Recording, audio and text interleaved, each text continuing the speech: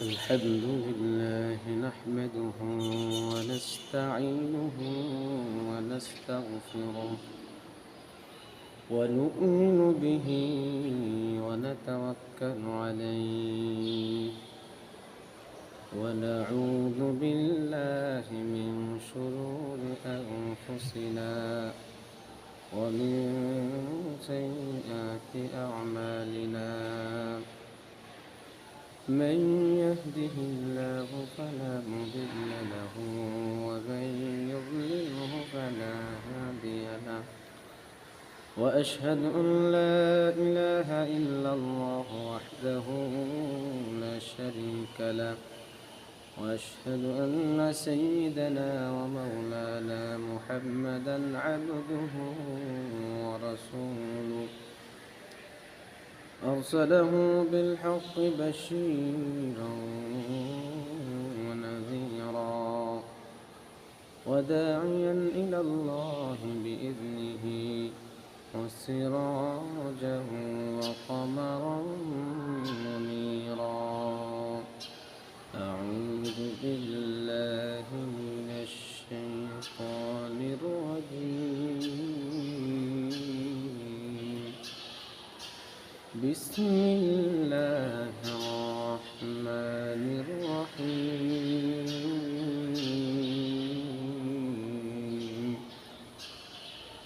وما خلقت الجن والإنس إلا ليعبدون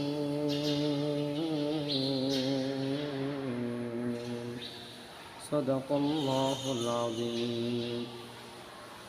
وقال رسول الله صلى الله عليه وسلم أول ما يحاسب به العبد يوم القيامة الصلاة أو كما قال عليه الصلاة والسلام. الحمد لله ثم الحمد لله আল্লাহ তাআলা লাখো কোটি শুকরিয়া যে মহান রব্বুল আলামিন আমাদেরকে ফিতনার জামানায় হাজারো মানুষ থেকে যাচাই বাছাই করে ভালোবেসে মহব্বত করে পছন্দ করে আল্লাহ তাআলার ঘরে নিয়ে এসেছেন এবং আমাকে কিছু কথা বলার এবং আপনাদেরকে কিছু কথা শোনার তৌফিক দিয়েছেন। এই জন্য আমরা সকলেই কালিমাত শুকরিয়া দিই, সকলেই বলি আলহামদুলিল্লাহ। অতঃপর লক্ষ কোটি দরুদ বর্ষিত হোক সাইয়্যিদুল মুরসালিন রাহমাতুল আলামিন হযরত মুহাম্মদ সাল্লাল্লাহু আলাইহি ওয়াসাল্লামের উপর। সকলেই বলি সাল্লাল্লাহু আলাইহি ওয়াসাল্লাম। প্রিয় উপস্থিতি, আমি একটি কোরআনের আয়াত এবং একটি হাদিস পেশ করেছি। এই মর্মে আলোচনা করার চেষ্টা করব ইনশাআল্লাহু তাআলা। ওয়া মা তাওফীক ইল্লা বিল্লাহ আলাইহি তাওয়াক্কালতু ওয়া ইলাইহি উনীব। প্রিয় উপস্থিতি, আজকে আমার আলোচ্য বিষয় হলো আল্লাহ তাআলা দুনিয়াতে মানুষকে এবং জিনকে কী জন্য প্রেরণ করেছেন, এই বিষয়ে আলোচনা করার চেষ্টা করব। প্রিয় উপস্থিতি, আল্লাহ তাআলা আমাদেরকে সৃষ্টি করেছেন, আমাদেরকে চোখ দিয়েছেন দেখার জন্য, কান দিয়েছেন শোনার জন্যে এবং পা দিয়েছেন চলার জন্য, মুখ দিয়েছেন কথা বলার জন্য, জিহ্বা দিয়েছেন স্বাদ বোঝার জন্য। মূলত আল্লাহ তাআলা আমাদেরকে কেন সৃষ্টি করলেন, এটা আমার কোনো কথা না, কোনো মানুষের কোনো কথা না।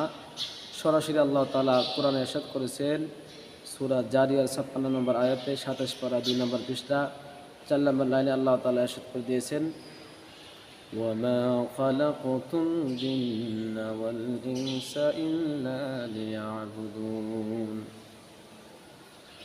আল্লাহ তাআলা পবিত্র কোরআনে ইরশাদ করে দিয়েছেন, আমি জিন ও মানুষকে সৃষ্টি করেছি কেবলমাত্র একমাত্র শুধুমাত্র আমি আল্লাহ তাআলার ইবাদত করার জন্যে। কিন্তু আজ আমরা দুনিয়ার ব্যস্ততায় শয়তানের ধোঁকায় পড়িয়া আল্লাহ তাআলার ইবাদত করতে পারি না, অথচ আমরা সবাই মরণশীল। আল্লাহ তাআলা কোরআনের একাধিক আয়াতে ইরশাদ করেছেন, আল্লাহ তাআলা কোরআনে একাধিকবার বলে দিয়েছেন, কুল্লু নাফসিন যায়িকাতুল মাউত, প্রত্যেকটি নফসেরই মৃত্যুর স্বাদ গ্রহণ করতে হবে। মৃত্যু থেকে কেউ পালাতে পারবে না। তাহলে এই আয়াত দ্বারা আমরা স্পষ্ট বুঝতে পারলাম আল্লাহ তাআলা আমাদেরকে সৃষ্টি করেছেন, আল্লাহ তাআলা আমাদের আবার মৃত্যুবরণ করতে হবে, মৃত্যুবরণ করে আবার আমাদের হাসর নাসর হবে।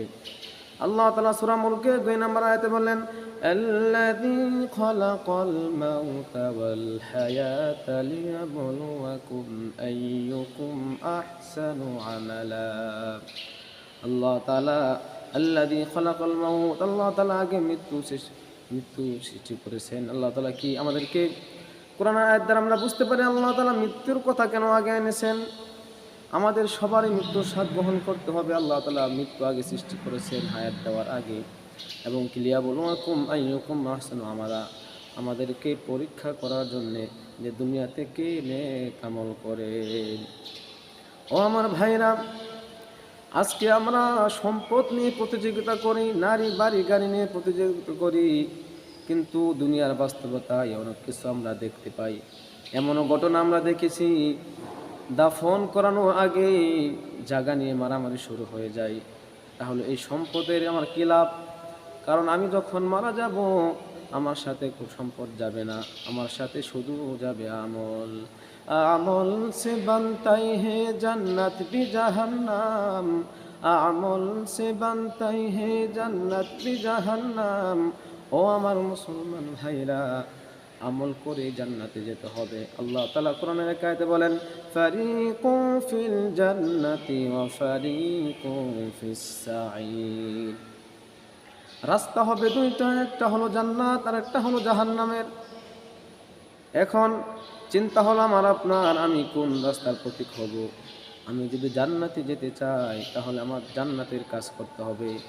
উদাহরণস্বরূপ, আমরা যদি ঢাকা যেতে চাই, যদি ময়মনসিংহের রোডে আমরা ঢাকা খুঁজি, ঢাকা যেমন পাবো না। জান্নাত যাওয়ার আশা করে জান্নাতে যাওয়ার আশা করলেই হবে না। আমরা যদি জান্নাতের কাজ না করি তাহলে জান্নাতে যাওয়া সম্ভব না।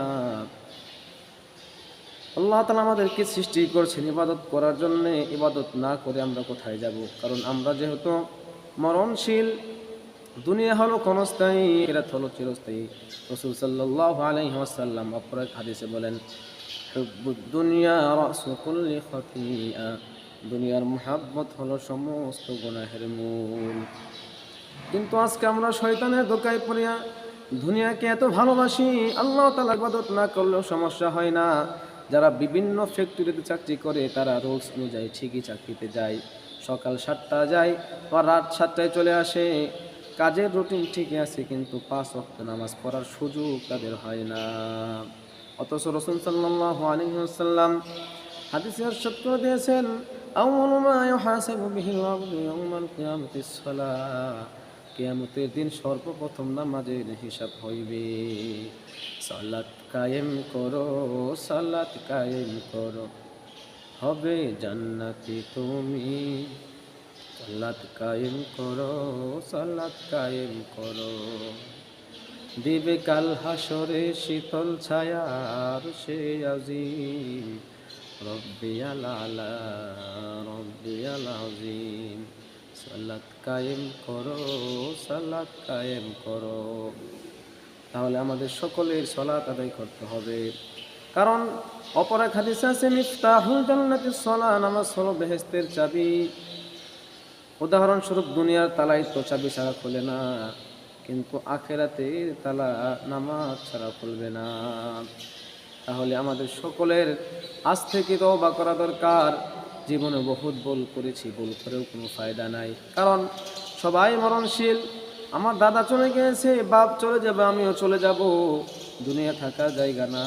আর যারা চলে গিয়েছে তারা কিন্তু বাড়ি গাড়ি কিছু নিয়ে যেতে পারে নাই, তারা শুধু নিজে চলে গিয়েছে। ঠিক একইভাবে আমাদেরও চলে যেতে হবে। এই জন্যে সকলের কাছে আমার অনুরোধ, আজকের যে আলোচনার বিষয়টি ছিল, সময় স্বল্প থাকার কারণে আলোচনা বেশি দীর্ঘ করতে পারলাম না। আবারও সামনের কোনো এক আলোচনায় বাকি আলোচনা পরিপূর্ণ করব।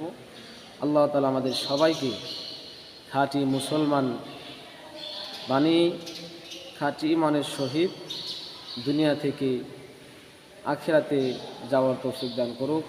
আল্লাহ তাআলা আমাদেরকে খাঁটি মুসলমান বানিয়ে, খাঁটি ইমানদার বানিয়ে যেন মৃত্যুর ডাক দেন, আমরা খাঁটি ইমান নিয়ে মৃত্যুর ডাকে সাড়া দিতে পারি। আল্লাহ তাআলা আমাদের সেই তৌফিক দান করুক। এই বলে আমার আলোচনা আজকে এখানেই শেষ করছি। নাসরুম মিনাল্লাহি ওয়া ফাতহুন করিব ওয়া বাশশিরিল মুমিনিন ওয়া আখিরু দাওয়ানা আনিল হামদুলিল্লাহি রাব্বিল আলামিন।